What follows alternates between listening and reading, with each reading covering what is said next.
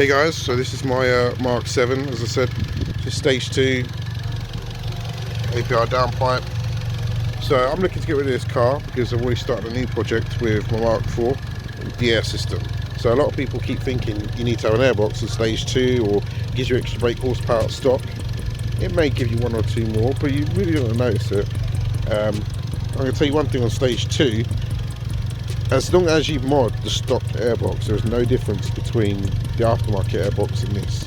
So, one of the other things I would have loved to have done though, because both air filters were affected by this has got a snorkel, but the racing line that I had didn't, it just had a straight through.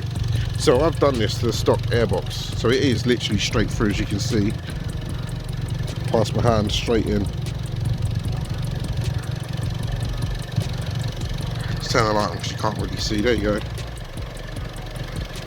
So I can show you a quick clip of. I swear to God, man, Chris is annoying. That times have helped him out as well.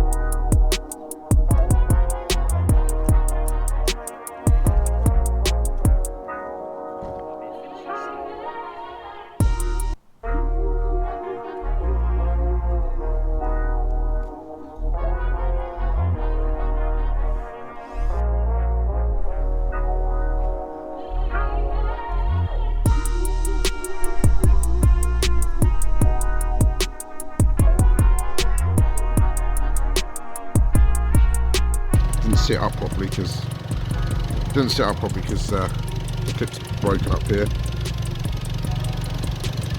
but it was the same on my racing line. My racing line was broken up here, whereas this one's not. But anyways, that's beside the point. All it's getting its air from is here, because when that bonnet shuts, the bonnet's up against here, so all it gets its air from is here. The idea is you cut this section out and do the same on this side. That's what I was planning to do with this car, but because I'm not keeping it, it didn't make any sense me cutting that section open. So if you want pure proper airflow, that's what you need.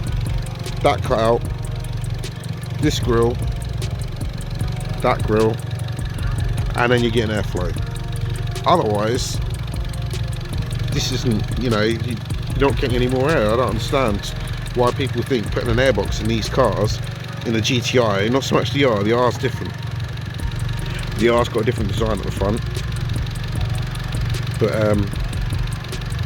yeah, so the R can breathe a bit better up here, whereas the GTI, that is all it gets. And if you want to know how bad that actually is, if you look carefully, it's only getting air from half of it because there's plastic behind it that blocks off the airflow. So if you've got a GTI and you think you're going to need a fancy airbox, just think about cutting this out first and potentially your other side, then you'll get air. Otherwise it's just suffocated. just a quick note for those people that think they know what they're doing with their airboxes. It will get air. Don't get me wrong, it will get air. It will get air through these vents straight in and up there, as you can see. But just think, when your bonnet's shut, how's it doing out this side? It just comes straight through and it hits that. So pointless. You need to cut that out.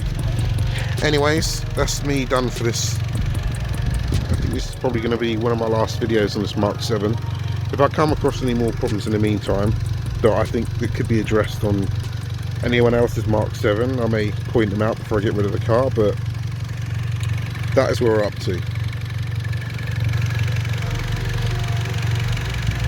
So if you want to know how long I've been running this mod, and I have done a side-by-side comparison,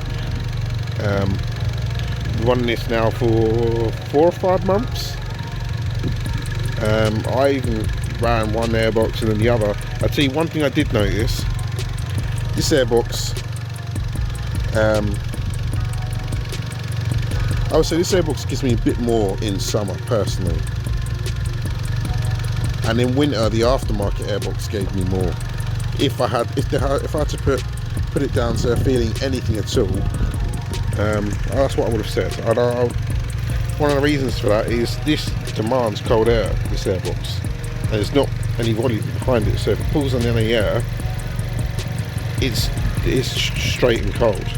Whereas the aftermarket one, it's got its own volume, so if you initially put your foot down and it's swallowing air, it can swallow its contents before it touches cold air, which is warm if you've been sat around. Whereas this, you sat around, that's gone. There's no volume to this. So I'll probably put it down to that and pull off. I mean, once you pulled off, initially that's what gives you your feeling of speed in a sense. So if it bogs when you first pull off, which I did get with the aftermarket airbox, and not so much with this. One of the other mods I've done in this airbox to talk about is a foam filter, which I'll take a picture of. I won't take a picture, but I'll show you a picture of one of the foam filters that I've got in here. It's a Ram Air foam filter, and I've also taken the snow guard out. And those two things are quite important because that gives you your induction noise, which a lot of people are after.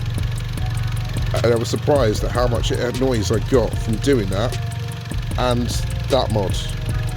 So those 3 mods together, removing the snow guards, the foam filter being put in instead of a paper filter, and cutting this section out at the front, made such a difference. In fact, I actually got the same noise as the racing line, no difference. Got all the same noises. And that mod cost me, well, the snow guard cost me nothing to pull out. The foam filter cost me £27, and to cut that out, just needed a Dremel. So if you've already got a Dremel, it costs you nothing apart from an air filter. And this section, as I said, I've already done a temperature test on this. Having a silicone hose over the standard one, this is colder, but then the silicone air induction pipe is smooth, so the air is more direct. So they kind of cancel each other out. You can't see any difference. It's not even worth it. I wouldn't panic about it. The ones you need is the elbow, and that is it up here. Don't need anything else. I've got 2 of these cars now, so it's not like I'm new to them. I've had stage 1 and I've had stage 2. Yeah, I would definitely recommend this to those people that aren't chasing big power and you just want more from your airbox. Just do these mods. That's all you need. The snow guards are an absolute pain. So underneath your paper filter, when you pull it out, you'll have like these plastic fins.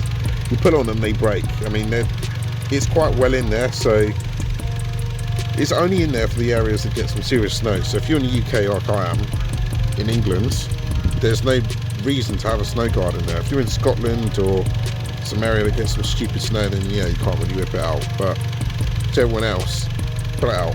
Don't need it.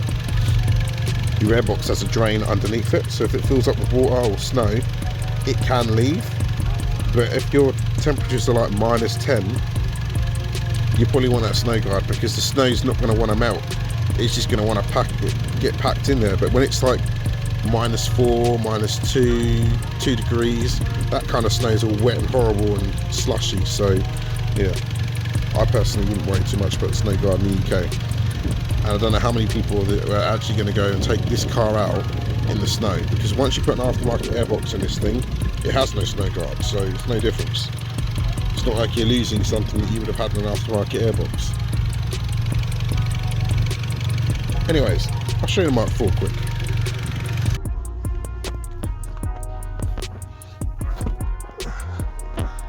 Focus. There you go. So as you can see, I've already started gutting this car. You can't really see too well, but I've already got 3 power cables through this car, so I've already started.